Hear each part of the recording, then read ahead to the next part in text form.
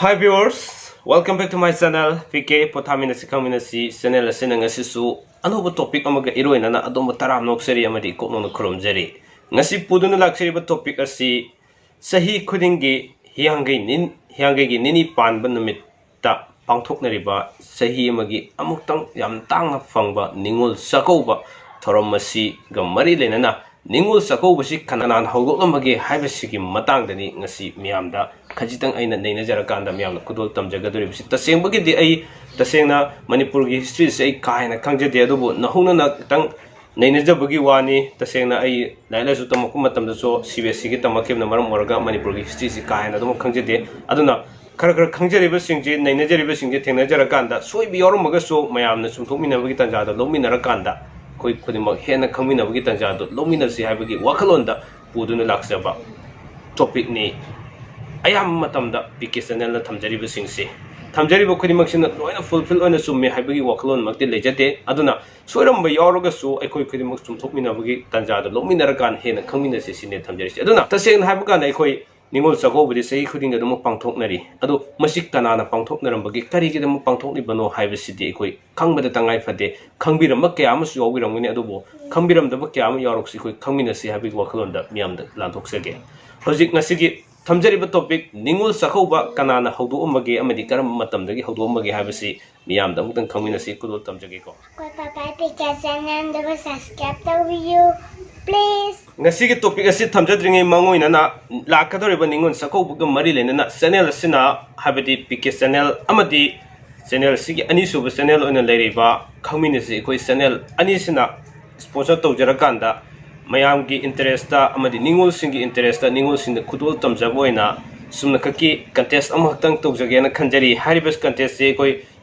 Ningol Chakouba numisida habadi tang 13 amadi 13 sida Ningol Chakouba si pangthoknagani ayamba sida pangthoknaribasida Ningol bisingna Ningol Chakouba satpa matamda makoigi fajana koigi meitei dress sida keraba matamda Ningol Chakouba satpa matamda masagi kwaidagi hijat singjaba mawongda selfie contest amon tawgena khanjari hariba selfie contest si channel asiga loinana channel anida mayamda uthokjagani ekona photo singda thagat pirekba singdi serial number ama semjara kanda hariba serial number singsi semba ngamnabagi damakta haijaba tare ahanbada aina pijariba number sida aisagi number 770 598396 hariba number sida WhatsApp hangmani sigi WhatsApp sida isagi masida yawbi ningba singdo tang 13 fawbugi manung sida ngasidagi horoga tang 13 fawbugi manungda sida yawbi ningba singdo isagi oiba adhar amamga loinana ming amadi address mapung phana ibira akanda ngasidagi hona thabirak kadabani ado sida thabirak pa singchina ikona serial number semjara kanda aduga photo tharakpu numisina Ningol Chakouba satpa numisida tang 13 amadi 13 sida satnaba singsigi oina chatlingai matamda selfie tawjara kana selfie contest oina ama pangthokjagena khanjari masigi top price sing adum thamjagani gift oina thamjagani hariba singje Ningol singda channel asina thamjaba koigi khudol oina Ningol khudol oina thamjagena khanjabani yamdaba sum mayamgi interest ta sum sariba kano si tawjagena adu masi karamna tawgani habdu rule and regulations si makha daba tum ai mayamda share tawjarake aduga mayamna sida saruk yabiningba mapung oina mausingna sida Ningol Chakouba satpa matamda makoina selfie tawrakanda any post amada thagat pirakadaba photo sing adugi ma karamna pigani habising chu makha tana dum thamjagi ngasi aba numisidagi pijariba number sida mayamna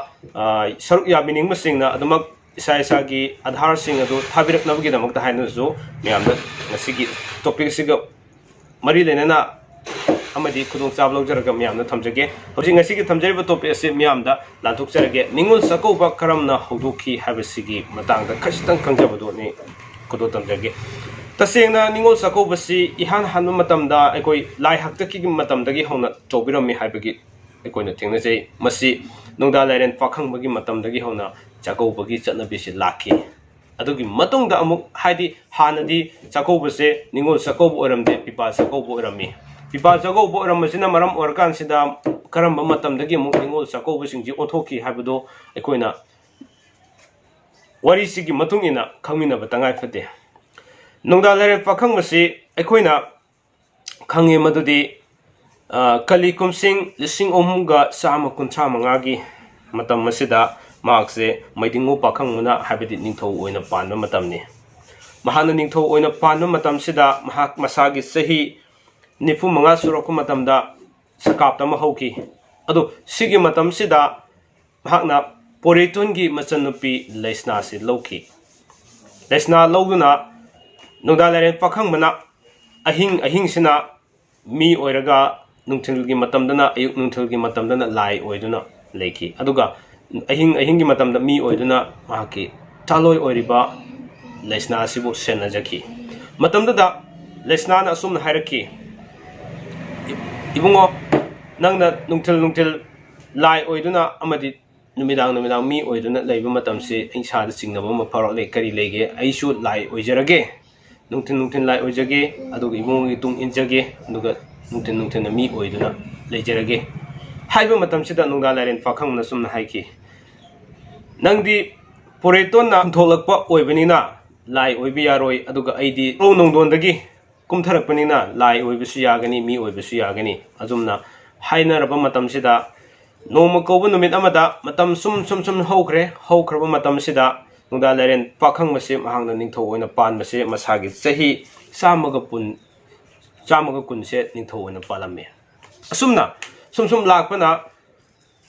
poreiton ki masanopi sina matam sangna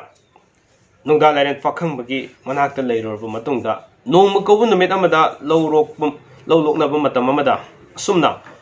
mahaki leisnagi mabung poreiton sina lowlokpagi leiba matam sida machannupi leisna sina lowlokpa yengnabagi damta lakpa matam sida karamna tawge ha matamda matam kuina unarudraba masal amadi mabung anisigi nungsinabasina maram oirakan sida hariba numisida masalgi damaktane haiduna mabung poreitonna sak sieng angoba kharaga sieng amuba kharaga lapoi latang amaga pirakhi hariba mabung poreitonna pirakpa sieng angoba amasung sieng amuba loinana lapoi latang asi pura kansida leisnana mahaki mapuroiba nongda laren pakhangmada sa asi thongdana pijaba matamda nongda laren pakhangmana asuk manam nungsiba sieng asidi ai masidi khara kuina thamjinnabagi damda thamjage haiduna hariba sieng angobuna thongna manam nungsiraba sieng asi mon makhada thammi maduda mon makhada thamki haibagi damakta hariba sieng asibu aikoina chahau mon khang haiduna khangnai aduga sieng amubaduna mabung poreiton gi maming lawraga chahau poreiton haiduna ngasi phode koi khangnaduna lai aduga lafoi aduna omduna thamki haibagi damakta omfot haiduna khangnai asumna mabungna pirakhiba sieng aduna yamna phajaba wari ma leiraba matungsida ngasi koina thengnariba sieng makhal singsidagi sieng chahau kaina leri chahau poreiton kaina leri si kari mamingdagi karamna tholambage asi leire sum lakpana ngesaigi poreiton na machanupi leisnana mabunggi manakta chatluba matamda yamna harauna nuksinana torokpadu uba matamda machanupi leisnana noma kobu numit amada mabung poreiton bu sak sara matang saminanabagi damakta haiduna haijaki aduga machanupi leisnana sak si fajana mathel lokoi kyaga loina thong thaba matungda mabung poreiton ga loina nuksinana saminaki hairiba numit adudagi hauna aikoina chahi khudingi oina piba Chakouba haiduna aduma khangnaduna lai adubu piba Chakouba oina khangnaduna laba matam asida karamba matamdagi Ningol Chakouba onthorokhi haibasini aikoina mu khangminaba tangai phadribasi Kristaki kumsing lising amaga sanipan Yankhaidagi lising amaga sanipan marfutaruk fawwa pankhiba Maharaja Chandrakirtigi matamda asumna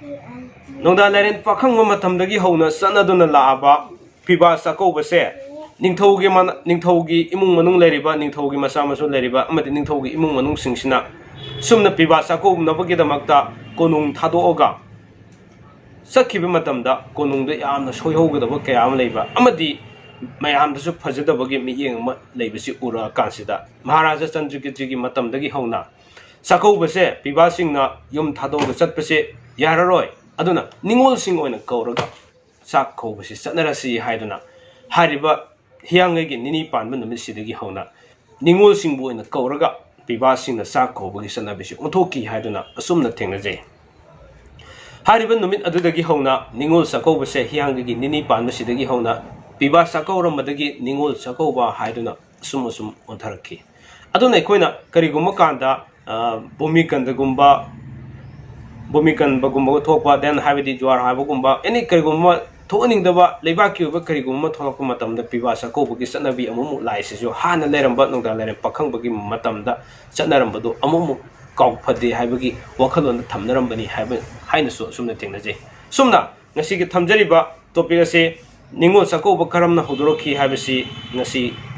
khachitang tentakna subsinjarakanda myamda khudol tamjabani ngasi gi wari asina adomda kari khana ba pibagi habadu su comment box da thambirakani amadi wari sida habaningba amadi hena adomna khangbi yaragasu comment box da dum hapira aganda hena koi masen hena khamina bagi lambi do thaminasi haiba अखोई मितई समाज कंगई पाक्सिगी सनरिबा सना कांगलोन अमदि हराव कुमै नचिंबा लैरिबा सिंगसे अखोई अमतोइना पुखतमिनबगी वाखलोन चंगसिनमिनसी हाइबा वाखलोन सि थमजरकांदा ngasiगी दमते थमजरिबा topic असि मतांग सोइदा tension जगे